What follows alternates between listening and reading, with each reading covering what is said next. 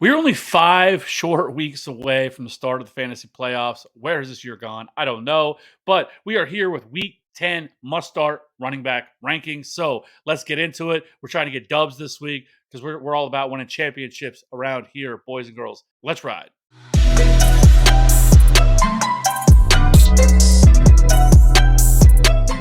Welcome back in. Welcome back in. So let's go ahead and get into it. Let's start with our top 12 running backs for week 10. We have Christian McCaffrey, Saquon Barkley, Austin Eckler, Derrick Henry, Nick Chubb, Travis Etienne, Alvin Kamara, Damian Pierce, Josh Jacobs, Dalvin Cook, Kenneth Walker, and Miles Sanders wrapping up our top 10. So first things first, let's talk about Christian McCaffrey and Saquon Barkley. I'm not going to spend a whole lot of time here. You're obviously starting both those guys. Both of them have been studs this year. They get absolutely dream matchups this week against two of the worst run defenses in the league. So both those dudes are in absolutely great spots. Furthermore, let's talk about another player, Travis Etienne. He's in a great spot this week against Kansas City. He's seen over 40 touches over the last two games. Great spot for him this week. But the guy I really wanted to highlight this week is Damian Pierce this week going up against the New York Giants, who's on the opposite side of this game against Saquon Barkley. Damian Pierce just continues to be more and more involved in this running game. He is pretty much the workhorse here. He is one of the few running backs that we could really call that. He's averaging 17.3 carries per game, 3.5 targets per game with a 70% opportunity share. He has 19 red zone touches on the season and 4 goal line carries, over 700 total yards, 2 touchdowns. He's averaging 15.4 fantasy points per game, which is 14th most among all running backs. Damian Pierce has been excellent so far to start this year. He didn't score a touchdown last week despite running for 140 total yards. He's also involved in the passing game with a 10.5% target share. So Damian Pierce is in a great spot. You know, the Giants this year have been very bad against the run, 23rd in rush DVOA. They allow the 8th most rushing yards on the season and the ninth fewest rushing touchdowns. And they allow 17.5 PPR points per game to the position. So Damian Pierce is in a really good spot. This isn't really a matchup you're afraid of the Giants just throttling them and kind of game scripting Damian Pierce out of. So I absolutely love Damian Pierce this week. You're absolutely starting him with confidence. Top 10 option for me this week. The other guy that I want to hit on here is Josh Jacobs. After Josh Jacobs had that awesome, 3-week span where he just looked like an absolute monster, he has really cooled off over the last couple of weeks. And this week they get a pretty rough matchup against the Colts. The Colts have been very good against the run. They rank 5th in rush DVOA. They've had the 12th fewest rushing yards and the 8th fewest touchdowns as well. But Jacobs is going to continue to be a borderline RB1 every week due to his insane volume. 83% opportunity share, 11.5% target share. He also ranks top 5 in rushing yards and his 19.4 fantasy points per game, still 7th most. He's been really efficient despite the fact that he hasn't really been great the last couple of weeks. 5th in yards created per touch, 1st in missed tackles forced, and 16th in routes run as well. So, listen, this isn't a great matchup for Josh Jacobs. Like I said, the Colts have been very good against the run. But if he's going to continue to see this kind of usage, it's really hard to even consider sitting a player like Josh Jacobs.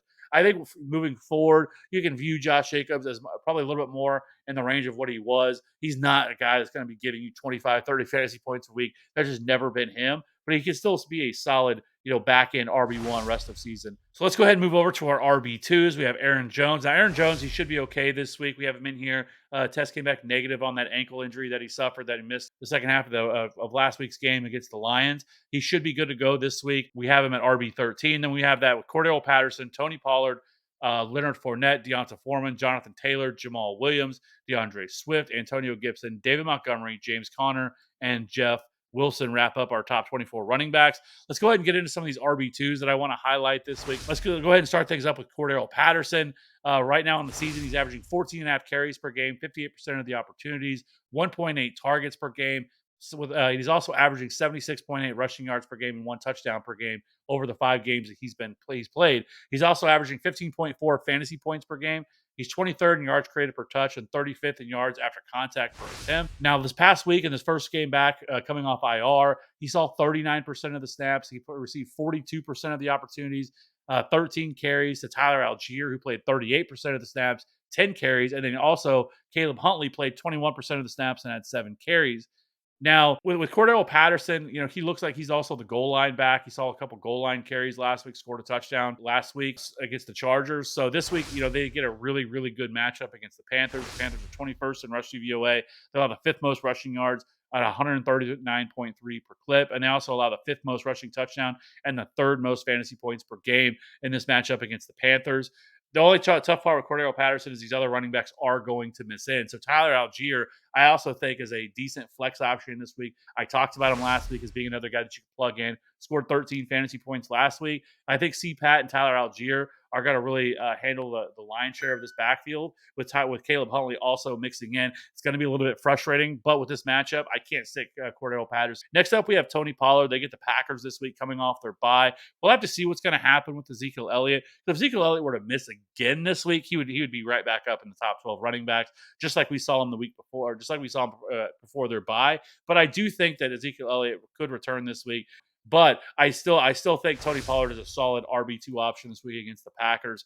Tony Pollard on the year is averaging 10.1 carries per game, 2.5 targets per game. He has 506 rushing yards, 121 receiving yards, and 5 touchdowns, which is good for 13.1 fantasy points per game. He's been excellent in terms of efficiency, 10th in yards per route run, 17th in yards created per touch, and 5th in yards after contact per attempt on the year. Now, the Packers have really struggled against the run. They're 31st in rush DVOA. They've allowed the second most rushing yards and the 12th most fantasy points per game.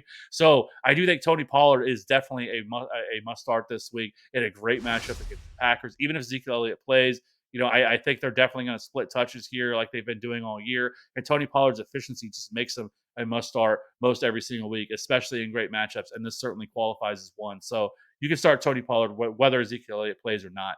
Next up, let's talk about Jamal Williams. They get another great matchup against Chicago this week.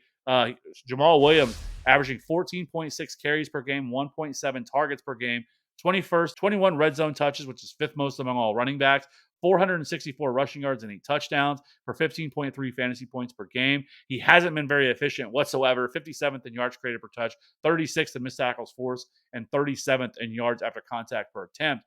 But the usage has definitely been there. He had 24 touches last week and a 61% snap share. You compare that to DeAndre Swift, who had 6 touches and 16% snap share last week against the Green Bay Packers. And so, we've been hearing this from Dan Campbell that DeAndre Swift is going to be limited while he's coming back from this injury. As long as that is the case, Jamal Williams is a pretty solid RB2 moving forward. Especially with the amount of carries he's seeing. He's very much turned into a little bit more of a touchdown dependent type player, though, with his 8 touchdowns, which is like top 3 among all running backs.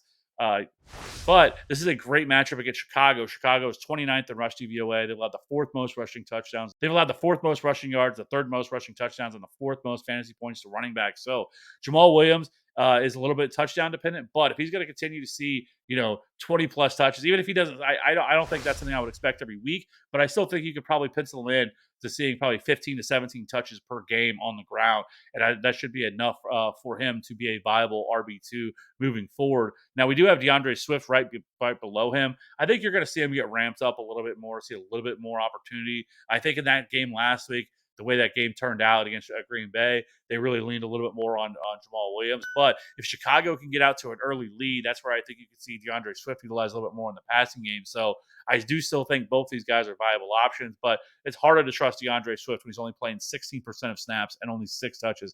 He definitely looks like the much more explosive running back, but they're being careful with DeAndre Swift, which is really nerfing his fantasy value right now. So let's keep it moving. In the same game, let's jump over to the other side. We have David Montgomery versus the Lions. He's averaging 13 carries, 2 targets, 16 red zone touches. He also has 361 rushing yards, which is not very good on the amount of touches he's seeing, and 135 receiving yards and 2 touchdowns. He's only averaging 10.4 fantasy points per game, but he's also 45th in yards per route run, 19th in yards created per touch, but he is 7th in evaded tackles. So David Montgomery, last week it played another 70% of the snaps, though either one of them did absolutely nothing. Him and Khalil Herbert actually didn't play very well whatsoever. This was much more of a shootout. Obviously, whenever your quarterback rushes for 178 yards, that is going to play a factor in what the running backs are able to do here. I don't expect Justin Fields to rush for 170 yards every week, and this is a great matchup. Last week it wasn't. It was a smart game plan. They kind of went away from the run a little bit, at least utilizing the running backs, because Miami is very good against the run, but you can't say that about the Lions. The Lions are 27th in rush DVOA, which is terrible. 6th most rushing yards, 2nd most touchdowns, and they've allowed the 6th most fantasy points to the position. So I think David Montgomery and Khalil Herbert are both guys that I think you can kind of view as borderline RB2s this week. I think both of them can be utilized depending on what other options you may have. But, Khalil Herbert's been the much more of the efficient runner compared to David Montgomery. But David Montgomery's been utilized more as a pass catcher and utilized more in passing situations, which is why you saw him play 70% of the snaps last week. So I do think David Montgomery is somebody that you can look to play this week in a great matchup. But I also wouldn't rule out Khalil Herbert if you own him as well. It just really depends on what other options you may have. And then in a very similar situation, let's jump over to Jeff Wilson and Raheem Mostert. Last week they split carries 9 apiece. Wilson had 3 targets to 1 to Mostert. Both scored a touchdown. Wilson played 49% of the snaps, and Raheem Mostert played 47% of the snaps. Again, another elite matchup here for both these running backs. Cleveland on the year is 30th in rush DVOA. They have the 11th most rushing yards, the 4th most touchdowns, and the 5th most fantasy points to running back. So I think both these guys are good options. Jeff Wilson, I think he actually looked better than what Raheem Mostert did last week. He looked more explosive. He obviously knows this system coming from Kyle Shanahan. So it's going to take nothing for him to get more and more acclimated. Now, considering this was his first start and playing 49% of the snaps, I wouldn't be surprised if he continues to pull away for Raheem Mostert. I think it does make some sense to go with both of these guys as kind of back in RB2. So very similar to kind of the David Montgomery situation with Khalil Herbert. And there's a couple other guys that I want to hit on really quickly in kind of the RB3 range that we have. Naji Harris, I still have him as a back end RB3. I just cannot trust him whatsoever. He has been awful this year. 13 and a half carries per game, 3.5 targets per game.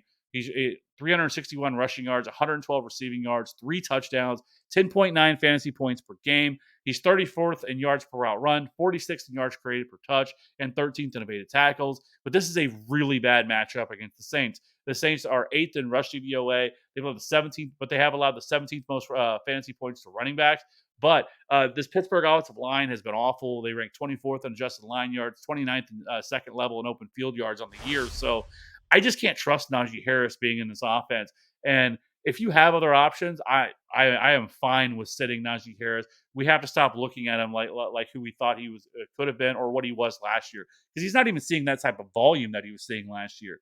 13 and a half carries per game and only 3.5 targets is not what we were seeing from him last year. And this is a guy that was seeing 18 to 20 carries per game. Now 13 and a half carries per game is just not very good. We're seeing Jaylen Warren mix in a little bit more in this backfield. So I just can't trust Naji Harris. Some other honorable guys that we've talked about, Zeke, if he plays, you're definitely looking to play him against the Packers. I think he could be a little bit more limited, especially coming off this knee injury. I don't know if you're going to see him handle 15, 16, 17 carries. It's still a great matchup, so I still think you're looking to play him if you have him. And then Tyler Algier already talked about. Khalil Herbert I've already talked about. And then Devin Singletary is going to be one we have to monitor because of the Josh Allen situation. If Josh Allen is out and we are looking at Case Keenum, this is a completely different conversation because right now we're waiting to hear the news for Josh Allen on this elbow injury, this UCL that he has suffered. And so he did miss 4 weeks a couple of years ago to the same injury. And this changes the complexity of this entire offense when you go from obviously Josh Allen down to Case Keenum. So, but if they do play, this is a good matchup against Minnesota. Minnesota has not been very good against opposing running backs this year. So Devin Singletary is another option I think you could look at as kind of a flex option this week for running back. So I appreciate everybody checking out the video. Be sure to hit that like and subscribe button for future content. We will be going live Wednesday night to answer all of your start sit questions as we do every single week of the season. If you're into DFS, we go live on Thursday nights, and then player prop should return this week. Can't hold me to it. And then we'll be back again Sunday for another start sit show. So keep it locked in here. I appreciate you checking out the video. We will catch you on the next one. Bye.